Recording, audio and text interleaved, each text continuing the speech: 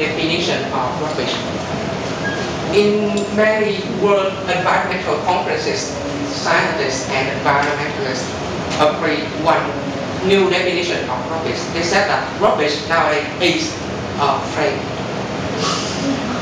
How come? They gave us lots of reasons why rubbish is a friend.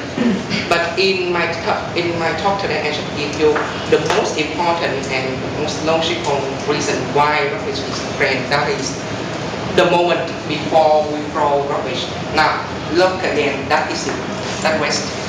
And let's recall the moments before I throw it. Is it right now? I put it in my pocket, and then I use it to clean my face, to clean my hands. At that moment, I consider it as the important thing, important, hygienic, and reliable thing. And it's not only for tissue, but also for many things we use every day, such as the paint, sheet paper, the water container. All of these things, before we throw them, we consider them as the very important, reliable, and helpful things. And these qualities belongs to the characteristic of a person, or specifically a friend. So if we contemplate the origin of rubbish, it's not rubbish, it is a friend. So if rubbish is a friend, we should change our attitudes and our behavior to that friend. What should we do? That is the second part. Appropriate treatment of rubbish. The easiest way is to pick it up and put it in the right place, because I don't have dustbin here, so I put it in my pocket. That is the easiest way for us to do. But there is something. There's one more thing that I want all of you sitting here, you and me, you and I will do it in the future. Maybe after we will have graduated and we will have a stable job, we will hands in hands build a recycling center like this. We will recycle any kinds of rubbish, not only in our country but in other places of the world. You may think that it sounds ridiculous, it sounds imaginative. However, don't you remember in my previous talks, I said that there is a law that controls, that manipulates all kinds of phenomena in this world. What is it? Cause and effect. Yes, cause and effect. And your treatment with garbage is not an exception to the law of karma. However, before I say the last part, I want to ask you a quick question. Do you believe in the law of karma? Yes. If you say yes, I will continue. But if you say no, I can't continue.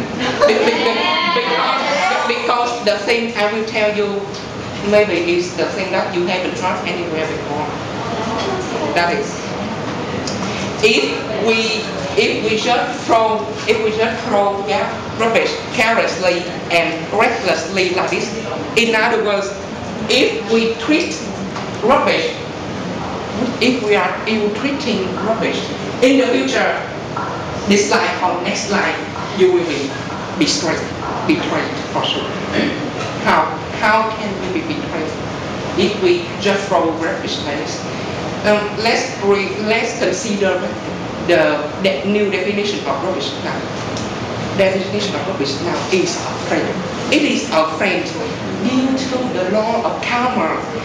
If we have a friend, we should know about ourselves, our own benefits, and we ignore the advantages or the benefits of our friend. We should take advantage of that friend, and we ignore whether that rubbish will affect the environment. Is it good or bad? We don't care.